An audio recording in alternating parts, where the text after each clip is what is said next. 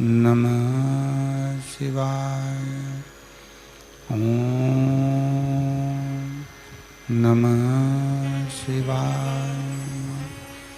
ओम नमः शिवाय। ओम नमः शिवाय।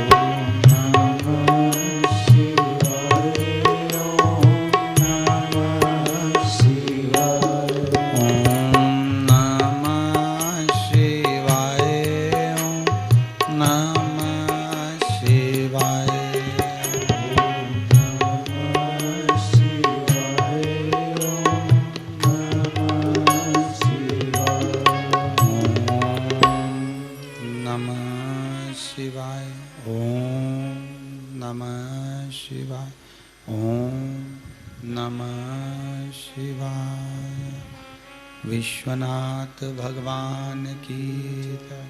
हर हर महादेव। हर हर महादेव। हर हर महादेव। हर काशी विश्वनाथ त्रिकालदर्शी कैलाशी अविनाशी भगवान भूत भावन भूतेश्वर भगवान शिव,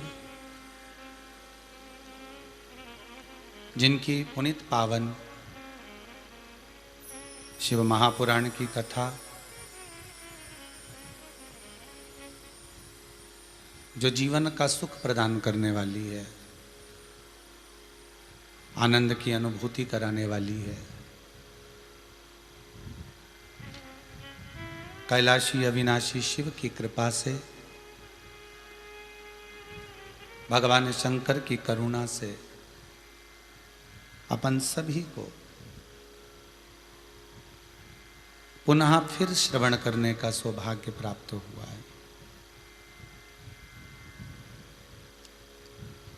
बड़े सौभाग्यशाली हैं श्री रामेश्वर लाल, श्रीमती सुबन देवी बांगड़, पुत्र श्री राजेश श्रीमती बिनाका जी बांगड़,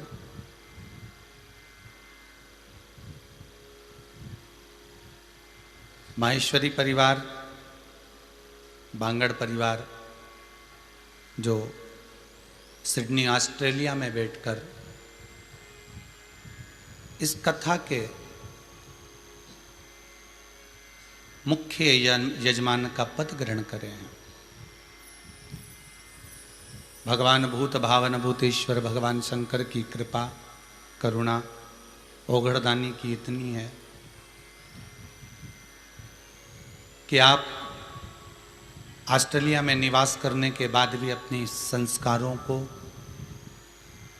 अपनी भक्ति को और इस भारत माता के संस्कारों को भूल नहीं पाए। और भगवान शिव की कृपा से, शंकर की दया से, शिव करुणा सागर की कृपा से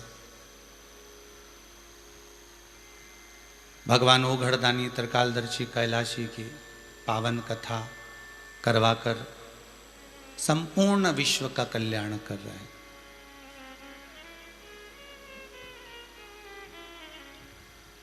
प्रतिनिधि के रूप में बिटले सेवा समिति के कर्मठ कार्यकर्ता श्री राजू जी मंत्री यहाँ प्रतिनिधि के रूप में धर्मपत्नी के साथ में विराजमान है।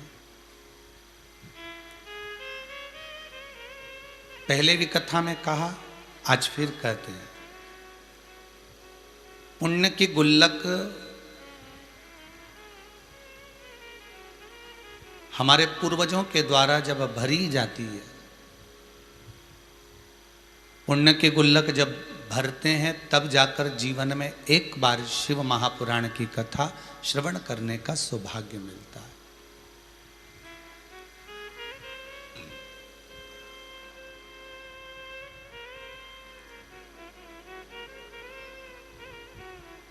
कहीं पुण्य इकट्ठा हुआ, कहीं पुण्य जागृत हुआ, कहीं पुण्य एकत्रित हुआ, तब जाकर ये शिव महापुराण की कथा हमें मिली है। और एक बात बहुत ध्यान दीजिएगा, पहले भी कहा है, जितने व्रत करते हो, जितने उपास करते हो, जितना दान करते हो, जितना पुण्य करते हो, जितना सत्कर्म करते हो, ये धीरे धीरे हो सकता है कि हमारे गलत सोचने पर, हमारे गलत विचारने पर, हमारे गलत बोलने पर, हमारी गलत दृष्टि से, गलत सुनने से हमारा पुण्य छिन्न हो जाए, हमारा पुण्य समाप्त हो जाए।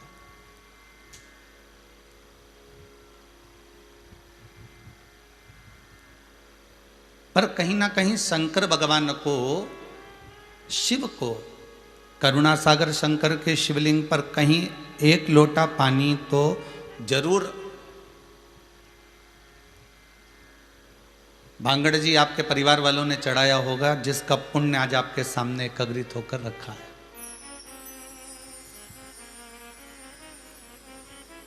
वो पुण्य आपके सामने आया है। कहीं ना कहीं कोई सत्कर्म शंकर का करा जरूर होगा। पहले भी कथा में कहा कि पुण्य हमारा छिन्न हो सकता है, पर अगर शिव महापुराण की कथा आपने सुनी है, शंकर के मंदिर में अगर कुछ दान दिया है, शंकर के मंदिर का भजन किया है, शिव का स्मरण किया है, एक लोटा पानी भी अगर शंकर को समर्पित किया है, शंकर का अनुमोदन करा है, शिव श्री शिवाय नमस्तुभ्यम का जाप करा है, ओम नमः शिवाय का स्मरण करा है, यदि आपने शंकर का स्मरण करा है, शंकर का अनुमोदन करा है, शंकर का नाम जाप करा है, शंकर का अनुमोदन किया गया है, तो वो पुण्य तुम्हारा कभी समाप्त नहीं हो सकता, वो अजर और अमर है, वो छिन्न नहीं होगा। बल्कि आपने जो एक लोटा पानी चढ़ाया है उसका पुण्य बढ़ रहा है, आपने जो दान करा है उसका पुण्य बढ़ रहा है, आपने जो सत्कर्म करा है उसका पुण्य बढ़ रहा है। आप जो आज ये बांगड़ परिवार ऑस्ट्रेलिया में बैठकर अगर कथा करा रहा है तो इसका पुण्य इनको मिलना है। और जितने लोग आज तक टीवी चैनल के माध्यम से, फेसबुक यूट्यूब के माध्यम से घरों में रहकर इस लॉकडाउन के चलते हुए, इस कोरोना महामारी के चलते हुए कहीं जा तो हम सकते नहीं हैं, पर अपनी चित्त को, अपनी वृत्ति को, अपने मन को हमने कहीं तीर्थ का भाव दे दिया। हजारों तीर्थ, लाखों तीर्थ इस भारत की भूमि पर विद्यमान है, हजारों लाखों तीर्थ इस भारत की भूमि पर है। अब आपसे कोई पूछे क्यों भैया तुम जितने हजारों तीर्थ हैं, सारे हजारों तीर्थों में तुम स्नान कर आए क्या? अयोध्या, काशी, कांची, अवंतिका, आप जहाँ जहाँ वर्णन आता है, चित्रकूट, अयोध्या, मैहर आदि आदि के जितने भी तीर्थ हैं, छोटे बड़े सारे मिला के, जितनी नदियाँ हैं, जितने तालाब हैं, जितने कुंड हैं, जितने सरोवर हैं, जितने सागर हैं, क्या आपने सारे कुंडों में स्नान कर लिया? क्या आपने सारे नदियों में स्नान कर लिया? नहीं। सारे तीर्थों का दर्शन कर लिया? नहीं। कई तीर्थ ऐसे होंगे जो आज भी छूटे होंगे, भले आप सारे तीर्थ करिए फिर भी रह जाते हैं, फिर भी रह गए होंगे।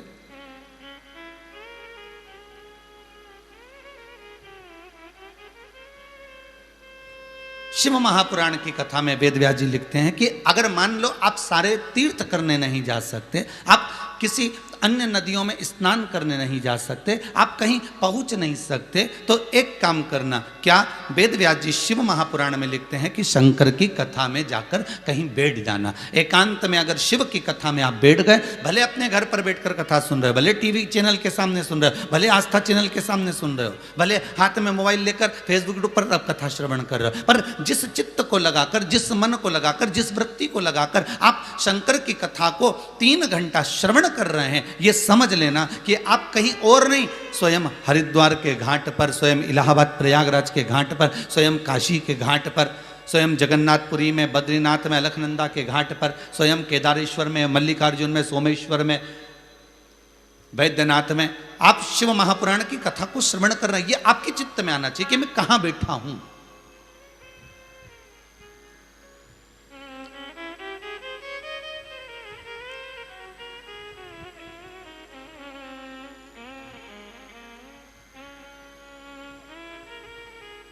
भगवान से अगर प्रेम है, भगवान से अगर आसक्ति लगी हुई है, तो परमात्मा को मिलने में देरी नहीं लगेगी। परमात्मा मिलेगा, सम्मुख में आएगा, आपके सामने होगा।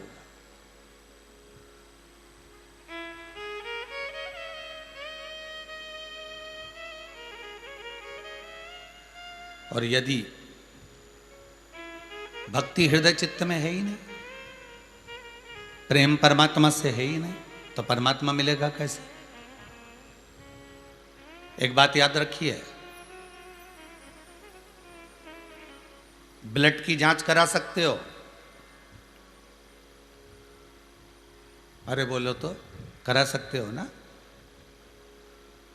ब्लड की जांच करा सकते हो कि ब्लड शरीर में कितना है, कितना नहीं है, कितना अच्छा है, कितना बेकार है। बीपी की जांच करा सकते हो, कोरोना की जांच करा सकते हो, शुगर की जांच करा सकते हो, पर कोई ऐसी मशीन है संसार में जिससे यह मालूम पड़ जाए कि इसको परमात्मा से प्रेम कितना है,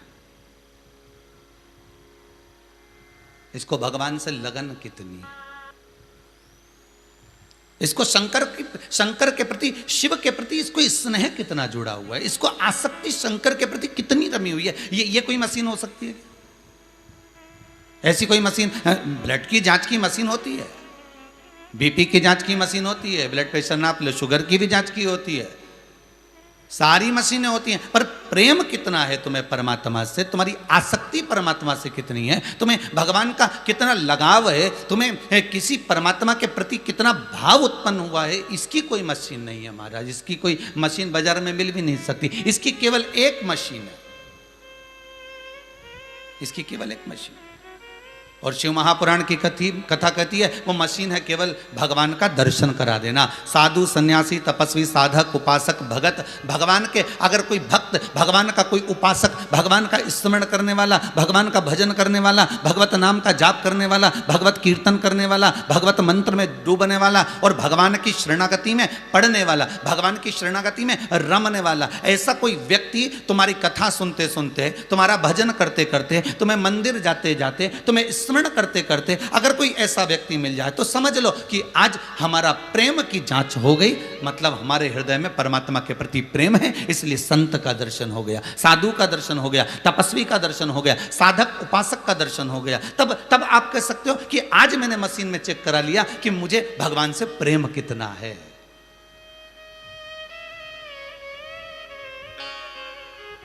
बिना हरि कृपा मिले नहीं संता।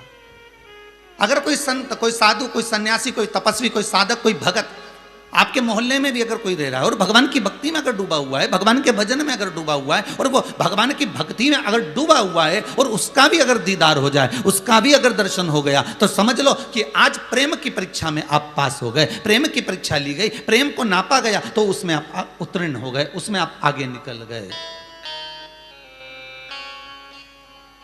कि प्रेम जब अनंत हो गया, रोम रोम संत हो गया। 3.5 करोड़ रोम छिद्र ये मनुष्य के शरीर पर हैं और ये 3.5 करोड़ रोम छिद्र परमात्मा ने केवल एक एक रोम छिद्र अगर दिया है तो भगवान की भक्ति में डूबने के लिए दिया।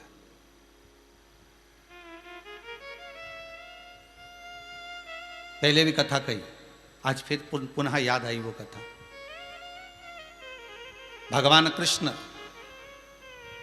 द्रौपदी के यहां जा रहे हैं और सत्यभामा जी ने रुक्मणी जी से पूछा कहां जा रहे हैं स्वामी? तो रुक्मणी जी ने स्वयं भगवान कृष्ण से पूछा, नाथ आज कहां जाने की तैयारी हो गई आपकी? बस मैं द्रौपदी के यहां जा रहा हूं। द्रौपदी क्या? हाँ,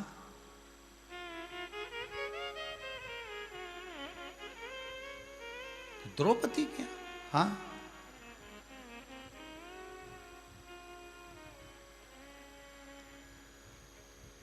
ओ,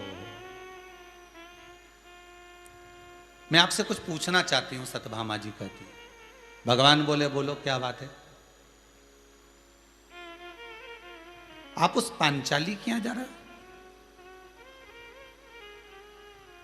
भगवान कृष्ण के मुख से निकला, सत्यभामा जी पांचाली तो है, 5 पतियों की पत्नी है, मानता हूं मैं, पर उसके बराबर कोई भजन करने वाली नहीं मिलेगी। इतने में सत्यभामा जी ने कहा, हम भी जान लें जरा भगवान की कितना भजन है उस द्रौपदी में, हमें भी तो देखना है। भगवान कहे चलो अभी चलो, और भगवान लेकर चले। भगवान पुनः तुरंत उसी समय पर सत्यभामा जी को, रुक्मणी जी को लेकर गए और द्रौपदी से कहा, द्रौपदी क्या कर रही हो? द्रौपदी बोली, मैं चोटी बना रही हूं। भगवान बोले, तुझे चोटी बनाने की क्या जरूरत है? तेरी भाभियां आई तो है दो। ननंद के घर में अगर भाभी आती है तो ननंद को काम नहीं करना चाहिए, ये भाभियां क्या करेंगी?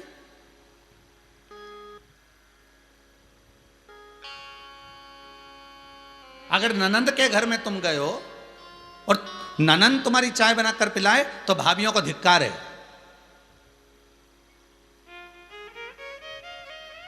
अगर ननंद के यहां आप गए हो और भाभी तुरंत चाय पी रही हो और ननंद बनाकर लाई हो तो आपको धिक्कार है। हाँ, ननंद के घर में क्या होना चाहिए? जैसे ही भाभी आए अंदर रसोई घर में जाए, चाय बनाकर खुद लेकर आए, तो ननंद को लगे कि हाँ साहब क्या भाभी आई है मेरी, क्या भाभी। और मालूम पड़े भाभी तो लाली लिपस्टिक लगा के वहां सोफा पे बैठ गई और हिले ही नहीं, तो फिर क्या मतलब? वो तो हिलने को तैयार नहीं कि भाई ननंद आई है तो कम से कम चलो थोड़ा बहुत कुछ काम सेवा तो करे, पर भाभी आई है तो, परंतु नहीं उसमें। भगवान कह रहे हैं, अरे ओ द्रौपदी तू क्यों चोटी बना रही है? तू क्यों कर रही है ऐसा? रुक जा सत्यभामा, जरा इधर आओ। हाँ प्रभु। जाकर द्रौपदी के सिर में तेल लगाओ। सत्यभामा जी ने मन में सोचा, गजब का बात सामने आ गई, जिस चीज का मुझे इंतजार था वो सामने आ गई है। अब कुछ नहीं करूंगी, एक एक बाल तोड़ के रख दूंगी इस द्रौपदी का। एक आवाज लगाती है और मेरा कृष्ण दौड़ कर आ जाता है, एक आवाज लगाती है और मेरा कन्हैया सामने खड़ा हो जाता है। इससे पूरा पूरा बदला लूंगी मैं, इससे पूरा पूरा बदला लूंगी मैं। और उससे बदला लेने का भाव जागृत हो गया। एक बात आपको पहले भी कही, इससे पहले की कथा में, जहां पर बदले की भावना आ जाए समझ लेना वहां कंपटीशन चल रहा है, और कंपटीशन में कभी परमात्मा अपना नहीं हो सकता।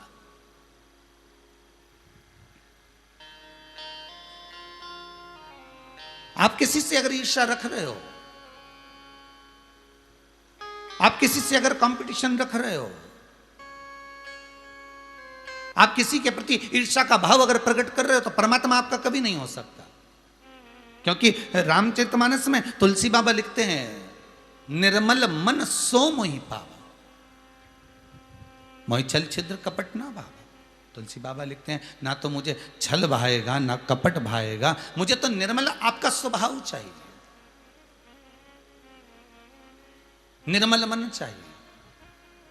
पर सत्यभामा जी ने विचार करा कि आज मैं जरा मजा चखा देती हूं, और जैसे ही तेल लगाने बैठी हो, एक केश द्रौपदी का तोड़ा सत्यभामा जी ने, जैसे ही एक केश तोड़ा उसमें से आवाज आई, हे कृष्ण हे कृष्ण, उसमें से आवाज आ रही है।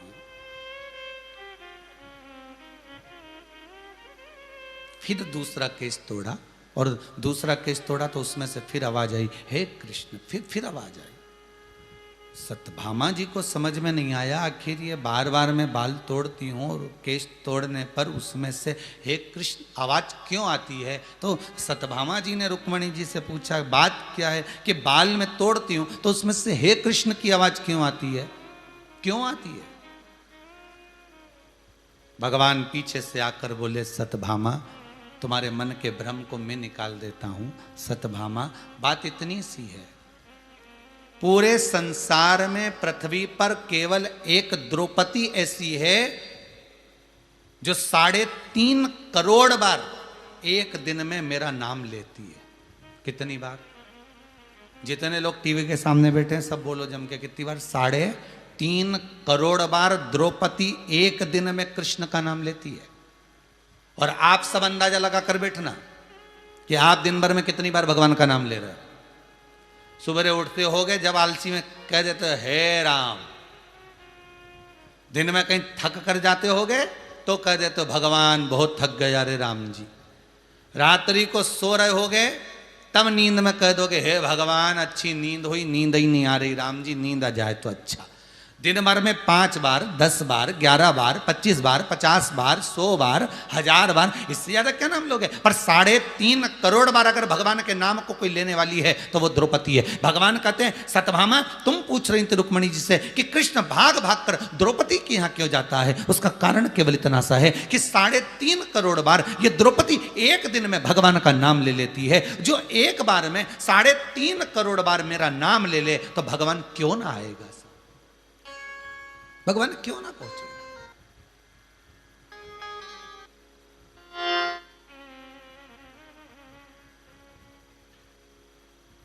फिर भगवान पहुंचे तो क्यों ना पहुंचे।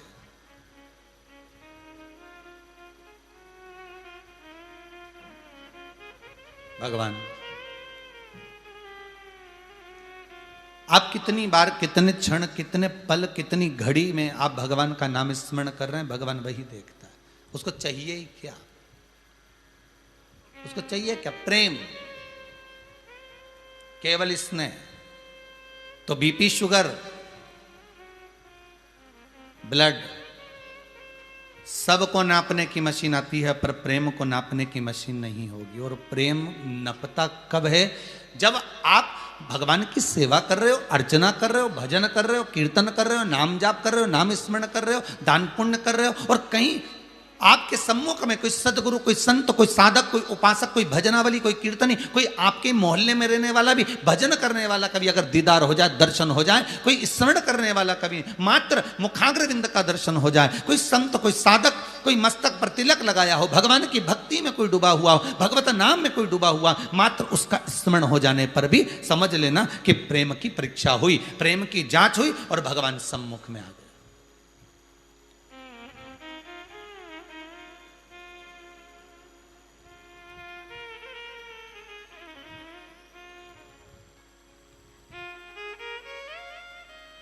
अरे भाई, शिव महापुराण की कथा कहती है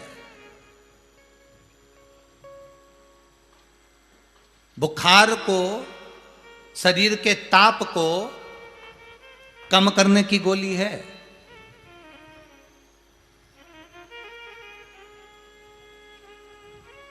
पर जिसके भीतर अहंकार भरा हो, जिसके भीतर गर्व भरा हो,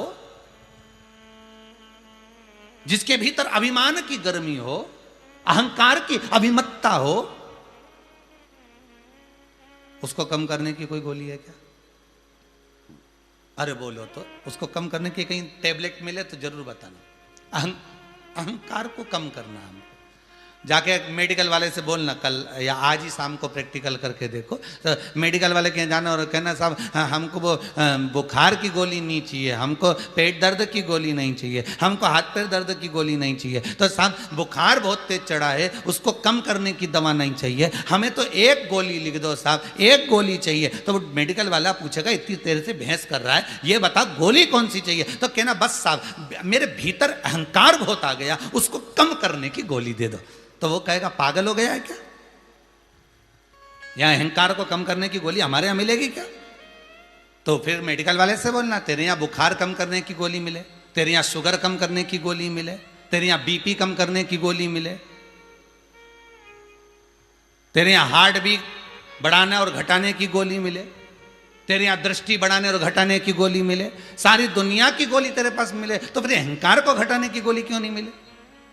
तो वो मेडिकल वाला अगर समझदार होगा, मेडिकल वाला अगर चतुर होगा, तो हाथ जोड़कर कह देगा कि ये गोली तो केवल शंकर की कथा में, शिव महापुराण में और ये कुबेरेश्वर धाम में ही मिल सकती है। इसके सिवा ये अहंकार को कम करने की गोली केवल शंकर की कथा में मिलेगी, केवल शिव महापुराण में मिलेगी। और ये गर्व को घटाने की है, ये अभिमत्ता को घटाने की है, ये अहंकार को छुड़ाने की ये गोली है शिव महापुराण। ये एक गोली प्रतिदिन अगर आप शंकर की कथा को सुन रहे हो, आपके ऊपर तो वैसे ही भगवान शंकर की बड़ी कृपा हुई, एक कथा पूरी हुई, 2-3 दिन बाद ये कथा चालू हो गई, ये शंकर की कृपा नहीं तो और क्या? अरे कितनी बड़ी दया करी है भोलेनाथ जी ने इस कोरोना महामारी में। पहले तो आपको घर में से निकलकर लोग अनाउंस करते थे इतनी तारीख से इतनी तारीख तक कथा है, वहाँ टेंट लगेगा और वहाँ जाके कथा सुनो। पर आप लोगों को तो खुशी होना चाहिए, प्रसन्नता होना चाहिए, एक आनंद की अनुभूति होना चाहिए कि भगवान शिव ने कितनी बड़ी कृपा आप अपन सब पर करी है कि कहीं नहीं जाना, घर के अंदर रहो, टीवी खोल लो, थोड़ी सी वॉल्यूम टीवी का बढ़ा लो और कथा सुनो। वॉल्यूम बढ़ाने का क्यों कहते हैं? उसका कारण केवल इतना है कि कोरोना महामारी में ये 2nd लहर गई, इस महामारी में ना जाने कितने जवान की जवान चले गए, कितने घर उजड़ गए, ना जाने कितने लोग मरते हुए चले गए। महाराज उनके मन में बहुत सारी आसक्तियां थी, उनके मन में बहुत कुछ करने की तमन्ना थी, उनके मन में बहुत कुछ कराने की तमन्ना थी, पर वो कुछ भी ना कर सके और अचानक वो कोरोना महामारी में पड़ गए और चले गए। इसलिए टीवी की ये वॉल्यूम बढ़ाने का कहते हैं कि ये शिव महापुराण की कथा अधोगति में मरने वाले को तार देती है। ये शिव महापुराण की कथा जो अधोगति में मर गया, बहुत सारी तमन्ना लेकर, बहुत सारी आसक्ति लेकर, बहुत सारे चिदानंद वृत्ति लेकर चला गया, उसको तारने के लिए आपकी टीवी की आवाज थोड़ी सी अगर बढ़ा भी दोगे, मोहल्ले में आसपास जहां भी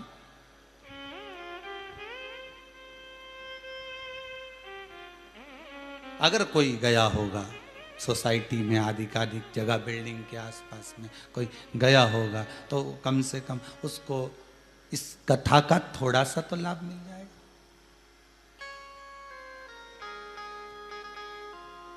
थोड़ा सा लाभ,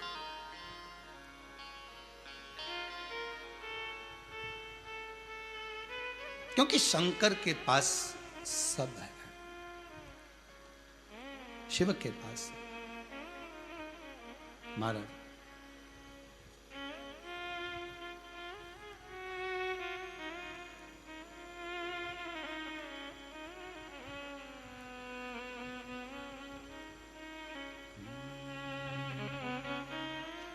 अजब है भोलानाथ ये दरबार तुम्हारा, दरबार तुम्हारा। अजब है भोलानाथ ये दरबार तुम्हारा, दरबार तुम्हारा। ओ अजब है भोलानाथ ये दरबार तुम्हारा, दरबार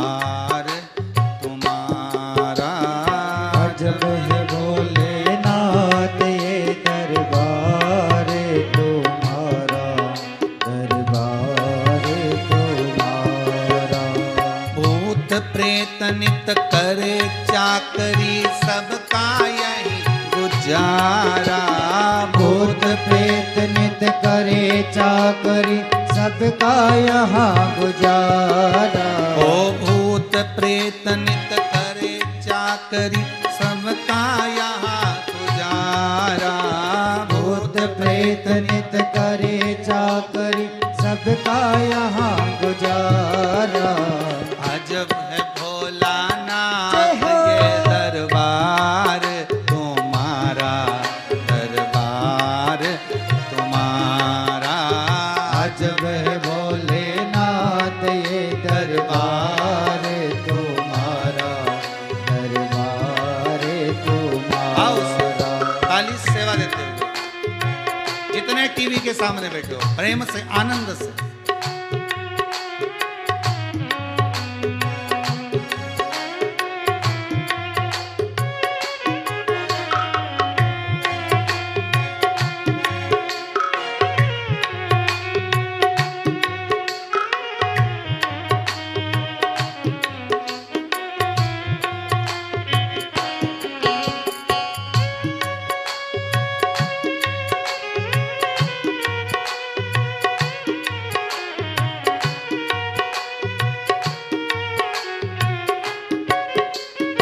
हर भोले।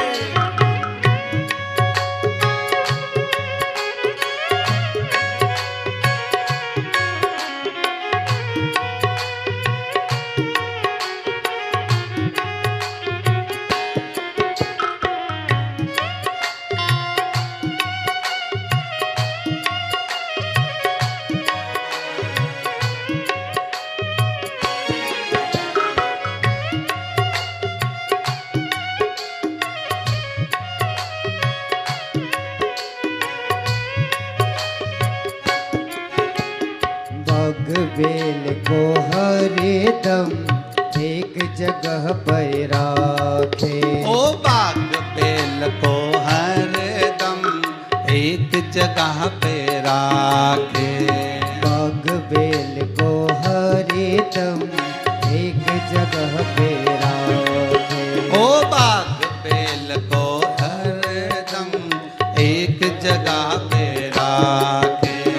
कभी न एक दूजे को बुरी नजर से ताके।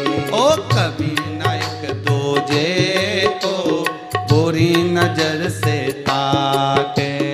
कहीं और नहीं देखा हमने ऐसा गजब नजारा। ओ कहीं और ना देखा हमने ऐसा गजब नजारा। अजब है भोलेनाथ ये दरबार तुम्हारा, दरबार तुम्हारा।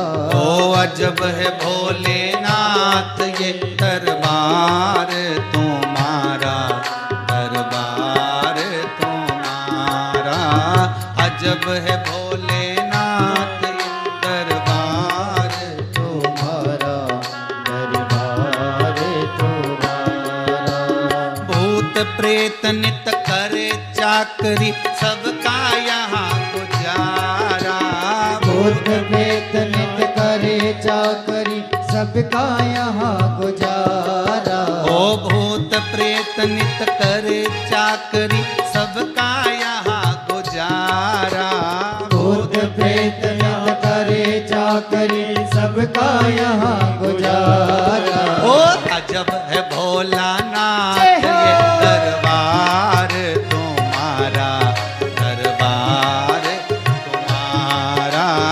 अजब है भोलेनाथ ये दरबार तुम्हारा, दरबार तुम्हारा।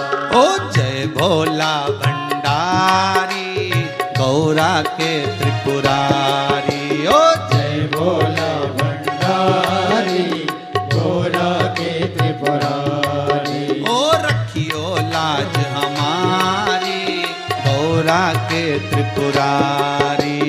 रखियो लाज हमारी गौरा के त्रिपुरारी। भूत प्रेत नित करे चाकरी सबका यहाँ गुजारा। भूत प्रेत नित करे करे चाकरी सबका यहाँ गुजारा। ओ अजब है भोलेनाथ ये दरबार तुम्हारा, दरबार तुम्हारा। अजब है भोलेनाथ ये दरबार तुम्हारा, दरबार तुम्हारा।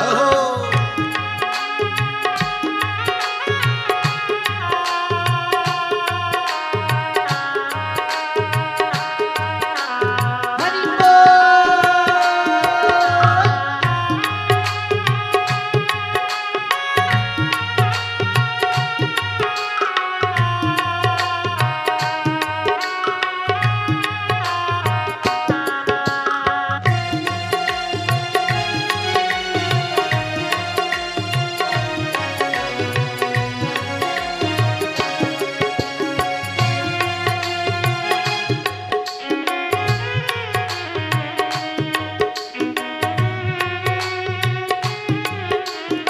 जय हो।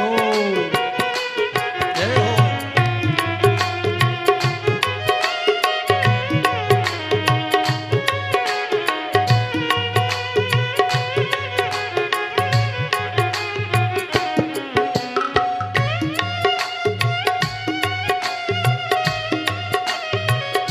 शंभो।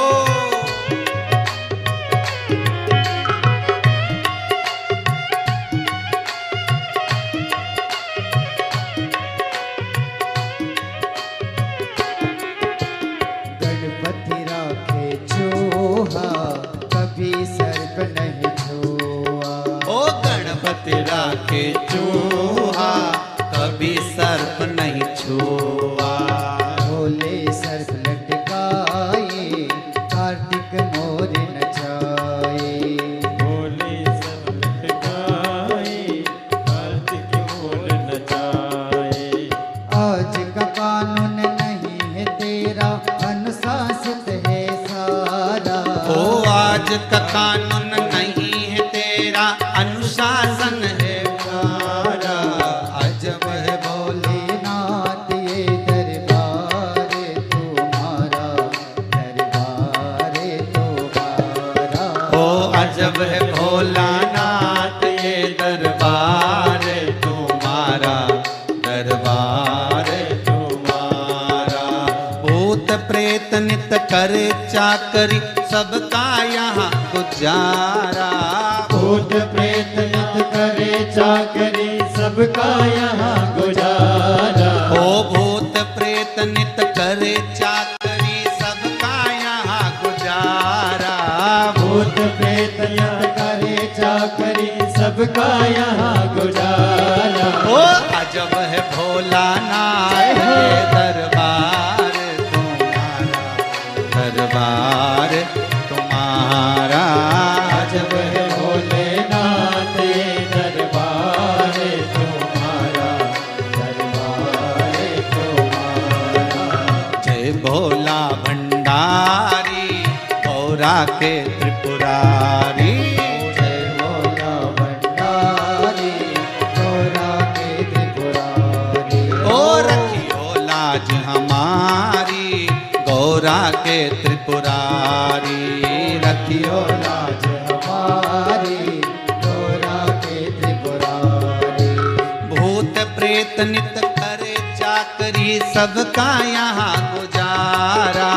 भूत प्रेत नित करे चाकरी सबका यहाँ गुजारा। ओ अजब है भोलेनाथ ये दरबार तुम्हारा, दरबार तुम्हारा। अजब है भोलेनाथ ये दरबार तुम्हारा, दरबार तुम्हारा। ओ अजब है भोलेनाथ ये दरबार तुम्हारा, दरबार तुम्हारा। अजब है भोलेनाथ ये दरबार तुम्हारा, दरबार तुम्हारा। सब तरह की गोलियां बाजार में मिल सकती है, पर अहंकार को कम करने की, अभिमान को कम करने की भीतर का जो अहम है उसको कम करने की गोली नहीं मिलेगी। उसकी एक ही टेबलेट है कि कहीं सत्संग में जाकर बैठ जाओ, शिव महापुराण की कथा को श्रवण करो, भगवान की कथा का रसास्वादन करो, और भगवान की कथा में जैसे जैसे डूबते चले जाओगे वैसे वैसे वैसे वैसे अहंकार जाता चले जाएगा। फिर इसमें एक ही टेबलेट काम करती है, वो है शंकर की कथा, वो शिव महापुराण की कथा। उसके सिवाय कोई टेबलेट काम नहीं करती।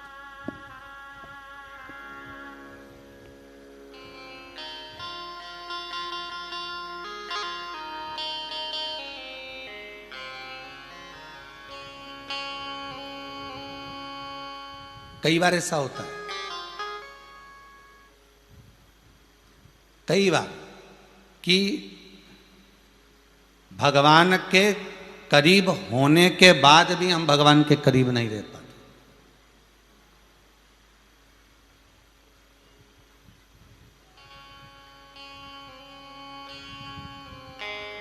कई बार ऐसा होता है हम किसी के नजदीक हैं, हम किसी के पास हैं, उसके बाद भी हम उसके नहीं।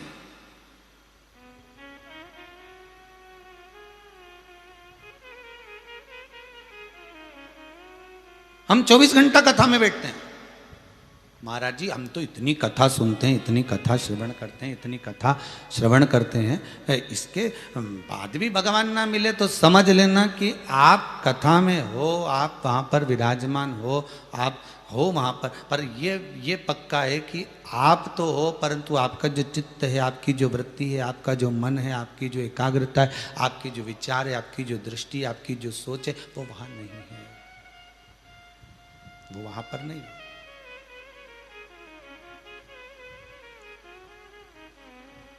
आप किसी के पास में हो और उसके बाद भी आप उसके नहीं हैं।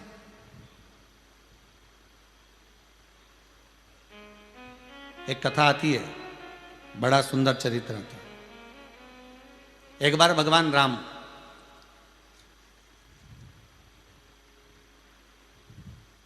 मेरे राघव जी,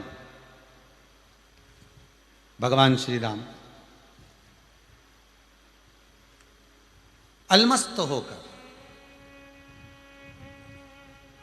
आनंद रामायण में लिखा है कि शंबुक नामक असुर को मारकर भगवान राम निकल कर जा रहे थे।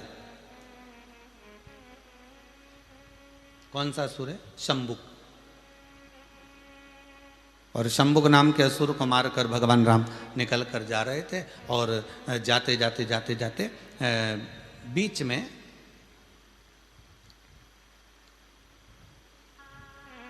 एक स्थान ऐसा आया जहां पर श्री अगस्त बाबा विराजमान थे। तो शंबुक नाम के राक्षस को मारकर जब जा रहे थे और अगस्त ऋषि वहां अगस्त ऋषि वहां पर सामने जो दिखाई दिए, तो राम जी ने, राघव जी ने उनको प्रणाम करा, नमन करा, क्योंकि सामने गुरुवर है तो गुरु को तो प्रणाम करना ही चाहिए। शिव महापुराण की कथा कहती है, साधु सन्यासी तपस्वी साधक उपासक संत महात्मा ब्राह्मण, छोटा हो बड़ा हो जैसा भी हो, उसको नमन करने में पीछे मत हटना।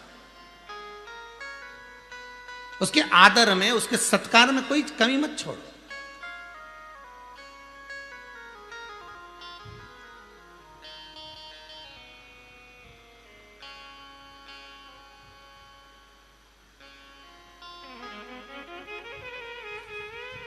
कल कोई ने प्रश्न किया था, भवानी मंडी से कोई का प्रश्न था ऑफिस में, कि गुरुजी से पूछ के बताना कि भगवान ऐसा काम क्यों करते हैं। तो आशीष ने लिख कर भेजा, कौन सा काम? कि भगवान को अगर आशीर्वाद देना है, वर देना है, तो भगवान देख कर देना कि ये भगवान का भजन करने वाला है, ये कीर्तन करने वाला है, ये नाम जाप करने वाला है, ये भगत है, ये किसी का अहित नहीं करेगा, इसको भगवान वर दे दे। पर ये राक्षस भगवान को दिख रहा है कि ये असुर है, राक्षस है, इसके बाद भी भगवान इसको आशीर्वाद क्यों देता है? भगवान को नजर आ रहा है ना, भगवान तो सब जानता है कि ये देवता है कि असुर है, राक्षस है कि कौन है, भगवान तो सब जानता है। तो फिर भगवान इसको ऐसा वर क्यों देता है, भगवान इसको ऐसा वर क्यों प्रदान कर देता? अरे भैया सीधी सीधी बात है, सुन लो भाई, जहां से भी प्रश्न था भवानी मंडी वाले, अच्छे से सुन लो। कोई संत का चोला पहन कर आ गया, कोई साधु का चोला पहन कर आ गया, अब तुम्हें क्या मालूम कि ये मदिरापान करता है, तुम्हें क्या मालूम कि ये जुआ खेलता है, तुम्हें क्या मालूम कि ये वेश्यावृत्ति करता है, तुम्हें क्या मालूम कि ये गलत काम में डूबा रहता है, और तुम्हारे दरवाजे पर आया और आकर का भिक्षाम देही, भैया 2 रुपए दे दो, 5 रुपए दे दो, भैया भूख लगी है भोजन दे दो। अब तुम्हें तो संत का चोला नजर आ रहा है, तुम्हें तो माथे का तिलक नजर आ रहा है, तुम्हें तो वो जो बाल बड़े हैं वो नजर आ रहा है, तुम्हें तो उसका चोला नजर आ रहा है। अब तुम उसको पैसा दोगे कि नहीं दोगे? दानी कभी ये नहीं देखता कि इसको दूं कि नहीं दूं, दानी जो दान करने वाला होता है वो उसको देना पड़ता। अब उसको क्या मालूम कि ये मदिरापान में लगाएगा, कि वेश्यावृत्ति में लगाएगा, कि ये जुए में लगाएगा, कि ये मांसाहार में लगाएगा, उसने तो दे दिया कि ले जाओ। उसी तरह भगवान के दरवाजे पर भक्त अगर आता है तो भगवान के दरवाजे पर असुर भी आता है।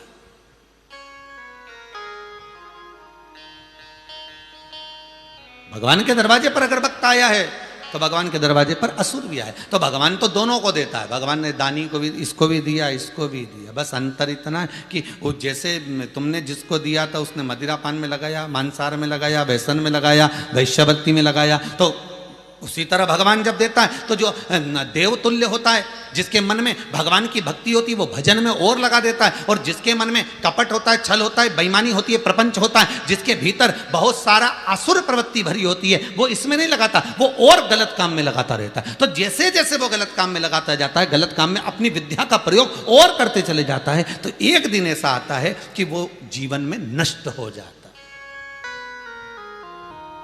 तो जिसने ये प्रश्न किया कि भगवान क्यों देता है, तो भगवान तो दानी है साहब, उसके पास में जो जाएगा भगवान तो उसको देगा। आपके दरवाजे पर कौन आया, कैसा रूप रख कर आया, अब उसने कपड़े तो अच्छे पहने, ने सीताराम भी लिखा है, ने उसकी साल पे राम राम भी लिखा है, भगवान का भजन भी लिखा है, सिर पे तिलक भी लगा। अब तुम्हें क्या मालूम कि ये मदिरापान करे, कि वेश्यावृत्ति करे, कि जुआ खेले, कि मांसाहार करे, अपने को क्या मालूम? अपन ने तो क्या, अब उसने बोला हर हर महादेव, उसने बोला राम राम, उसने बोला सीताराम, आपने उठा कर दे।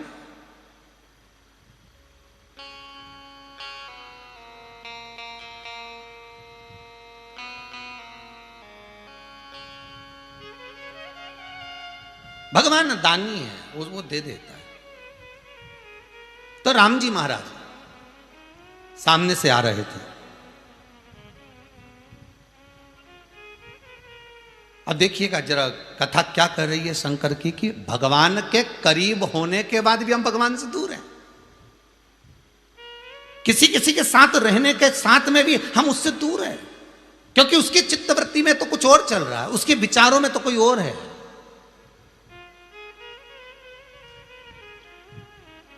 मंदिर जाने के बाद भी हम भगवान के नहीं हो पाते। पहले ही मंदिर में पहुंचे, पांव रखा, कितनी गंदगी हो रही है भगवान, आज शिवरात्रि का दिन, आज प्रदोष का दिन, पूरे मंदिर में सफाई होना थी, इतना गंदा गंदा फैल रहा हुआ है, चारों तरफ पानी पानी हो रहा है, बेलपत्री पड़ी हुई है, फूल पड़ा है, ये पड़ा है, वो पड़ा है। अगर तुम भगवान के होकर जाते, भगवान के आप आनंद भाव में प्रवेश करते हुए जाते, तो आपको वो गंदगी नजर आती क्या?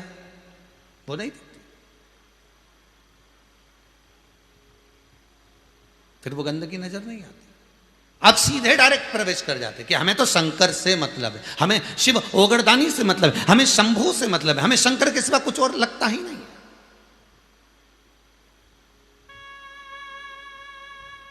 शंभू शरणे पड़ी मांगू घड़ी रे घड़ी दुख काटो, दया करी ने दर्शन आपो।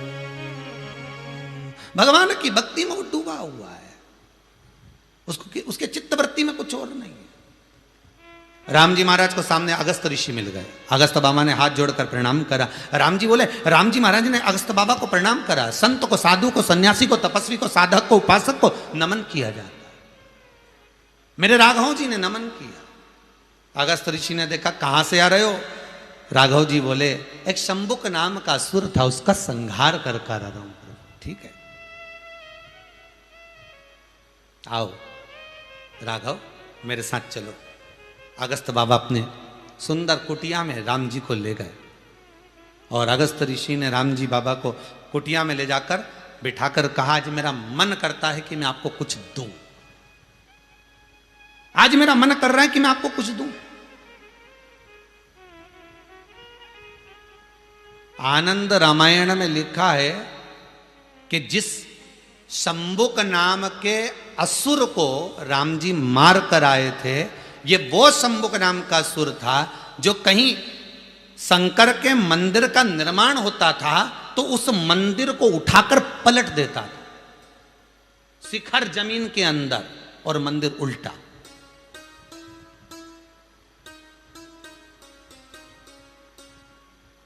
कितनी प्रसन्नता हो रही होगी मेरे अगस्त बाबा को, कितनी प्रसन्नता।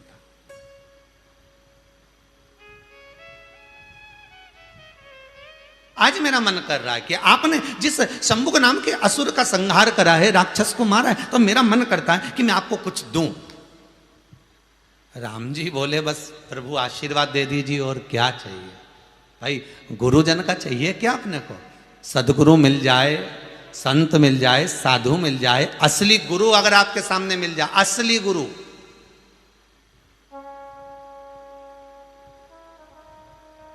नकली नहीं। नहीं तो आज के जमाने में तो गुरु फिरे बाजार में, हमसे दीक्षा ले, नरक पड़ो चाहे स्वर्ग जाओ, लिफाफा हम ही को दो।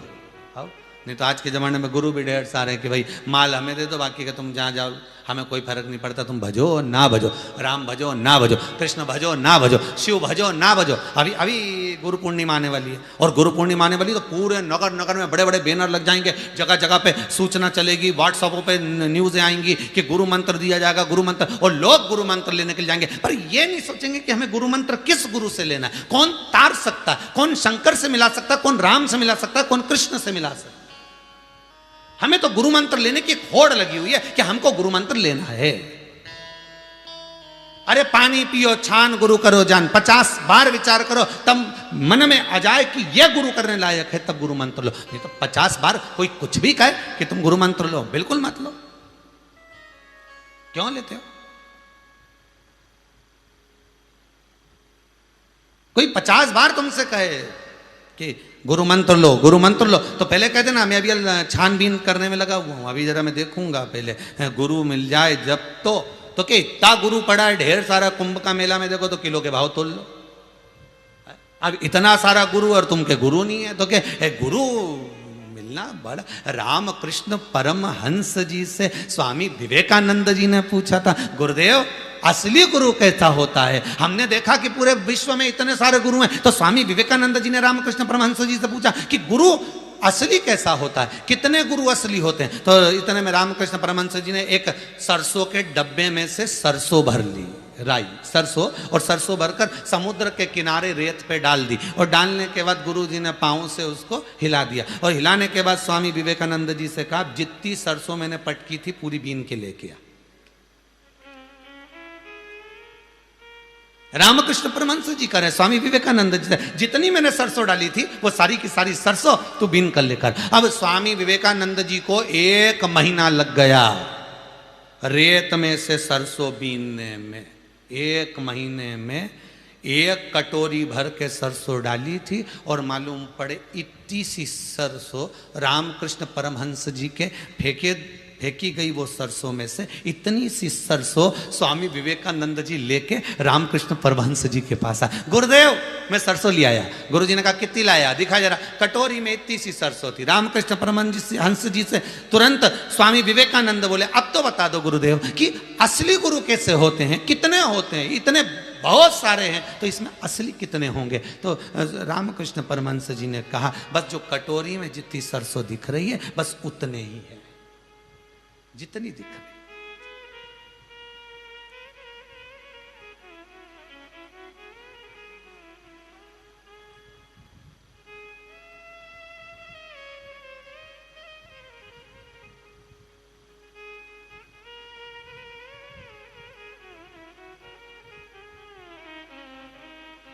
पतंग उड़े आकाश माने डोर थारा हाथ मां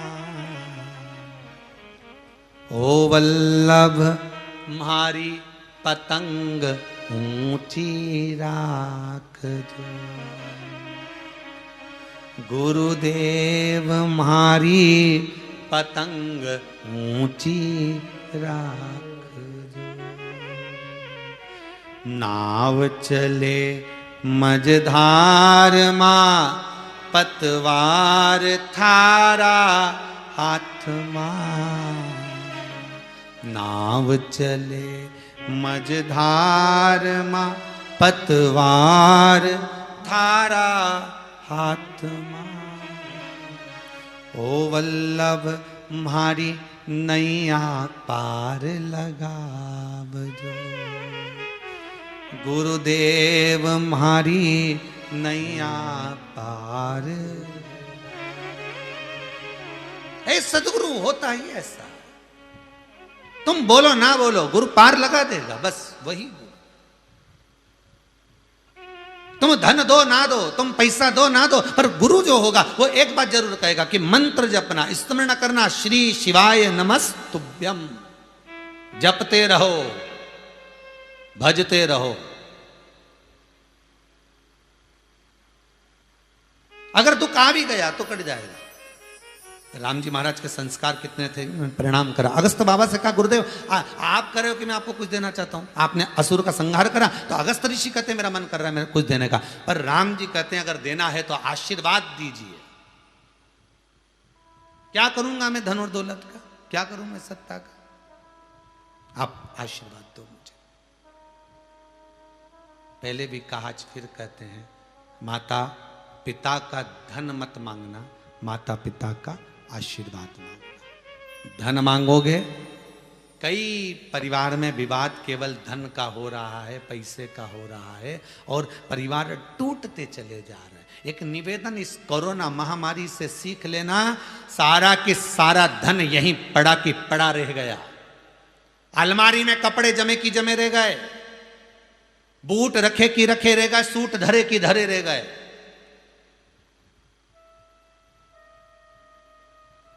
साल भर का अनाज पड़ा की पड़ा रह गया और व्यक्ति चले गए। कोर्ट में झगड़ा चल रहा था, वो आज तक चल रहा है। वो तो चला गया जिसके साथ चल रहा था। कोर्ट में झगड़ा चल रहा था, वो आज तक चल रहा है। अब तुम लड़ लड़कर मर गए, बच्चे तैयार हो रहे हैं लड़ने के लिए, हम जाएंगे। इतना इतना बच्चों को कहकर गए हो कि मैंने लड़ाई करी है, इस जायदाद के लिए मैंने लड़ाई करी, इस प्रॉपर्टी के लिए, इस मकान के लिए, इस जमीन के लिए, एक बीते के लिए मैं झगड़ा कर रहा हूं। और याद रखना, ये तुम्हें लेना है, ये तुम्हें धारण करना है, ये तुम्हें ग्रहण करना है। चले गया जाने वाला और छोड़ गया औलाद को। अब औलाद झगड़ा कर रही है।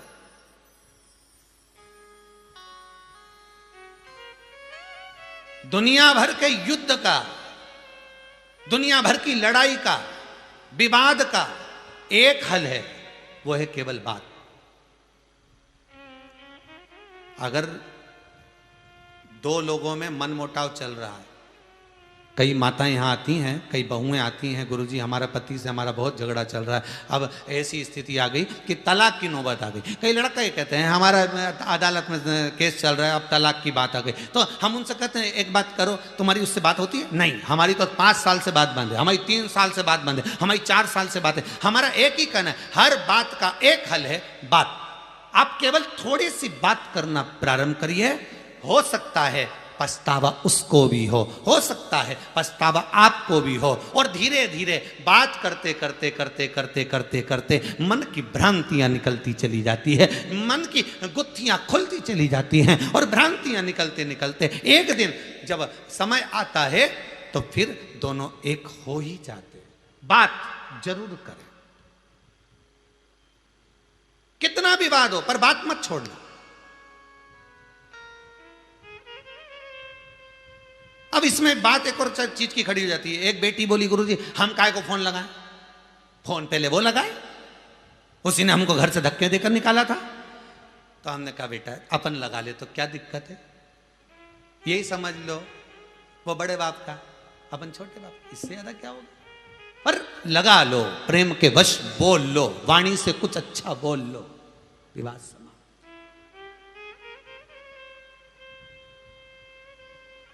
ये बोलने से ही तो भगवान मिल गया नरसिंह मेहता को। नरसिंह जी को एक बार गुस्सा आ गया,